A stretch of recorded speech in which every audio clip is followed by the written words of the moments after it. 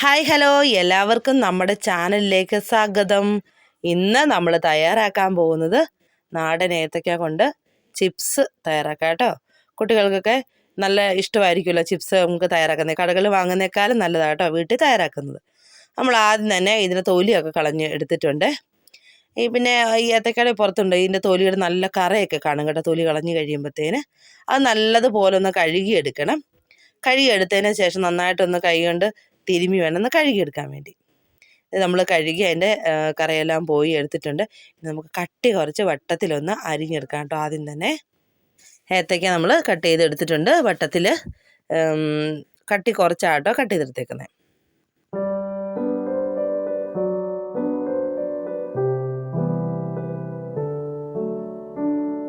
ആദ്യം തന്നെ നമ്മൾ മഞ്ഞൾപ്പൊടി ഇട്ട് നല്ലതുപോലെ ഒന്ന് തിരുമ്മിയെടുക്കാം കേട്ടോ. ചിലർ എണ്ണയ്ക്കകത്ത് മഞ്ഞൾപ്പൊടിയൊക്കെ ഇടും, എന്നാലത് കുഴപ്പമൊന്നുമില്ല. പക്ഷെ ഞാനിപ്പോൾ ഇച്ചിരി അതിനകത്തേക്ക് മഞ്ഞൾ പൊടി ഇട്ട് നല്ലതുപോലെ ഒന്ന് മിക്സ് ചെയ്തെടുത്തിട്ടുണ്ട്. ഇനി നമുക്ക് നല്ലതുപോലെ നമ്മൾ അത്യാവശ്യം വലിയൊരു ഉരുളി അടുപ്പേ വെച്ചിട്ട് കുറച്ചേറെ എണ്ണ ഒഴിച്ച് ഒന്ന് ചൂടാവട്ടെ.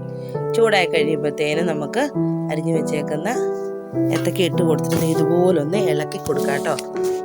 കട്ട പിടിക്കാത്ത രീതി വേണമെന്ന് ഇളക്കി കൊടുക്കാനായിട്ട്.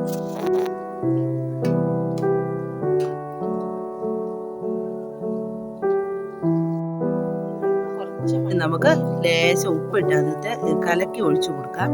ഇത് നല്ലതുപോലെ ഒന്ന് മിക്സ് ചെയ്ത് കൊടുക്കാം കേട്ടോ.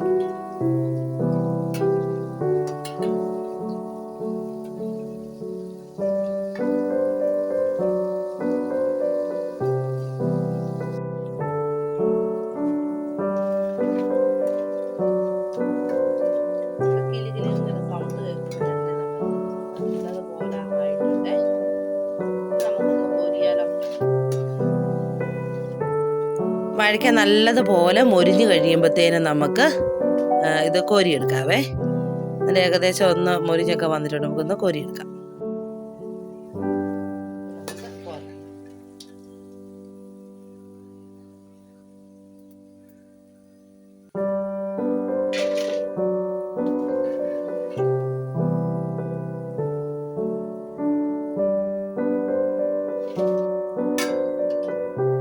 അങ്ങനെ നമ്മളിന്ന് തയ്യാറാക്കിയ നാടൻ ഏത്തയ്ക്ക കൊണ്ടൊരു അടിപൊളി ചിപ്സ് നമ്മൾ വീട്ടിൽ തയ്യാറാക്കിയിട്ടുണ്ട്.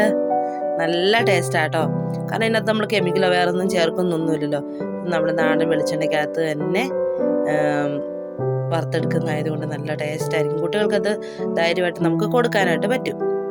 അങ്ങനെ നിങ്ങൾക്ക് ഈ വീഡിയോ ഇഷ്ടപ്പെട്ടാൽ ഒന്ന് ലൈക്ക് ചെയ്യണം, ഷെയർ ചെയ്യണം. സബ്സ്ക്രൈബ് ചെയ്യാത്ത ആരെങ്കിലും ഉണ്ടെങ്കിൽ ഒന്ന് സബ്സ്ക്രൈബ് ചെയ്ത് സപ്പോർട്ട് ചെയ്യാൻ മറക്കരുതേ. നമുക്ക് അടുത്തൊരു പുതിയൊരു വീഡിയോ ആയിട്ട് വരുന്നത് വരെ ബൈ.